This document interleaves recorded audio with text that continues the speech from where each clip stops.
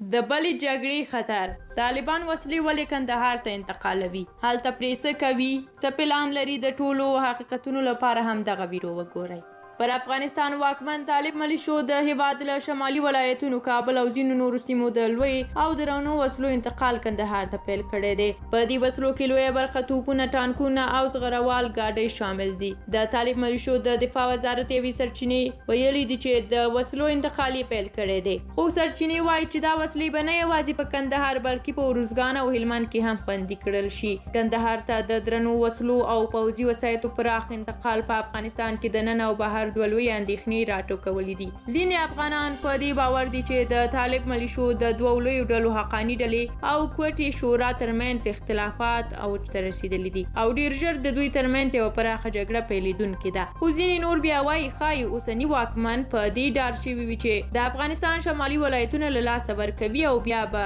دوی پراخې وسلې ونه لري بل اړخ ته په طالب ملیشو کې د بې باورۍ کچه راټیټه شوې او تر ډېره بریده دوی یو په بل اعتبار نه کوي دوی د خپل منځني اختلافاتو سره د نړیوالو له توندو غبرګونونو سره هم لاس او ګریوان کېدی شي چې ښایي تر ډېره بریده د دوی نظام د یوې سخت ننګونې سره مخ شي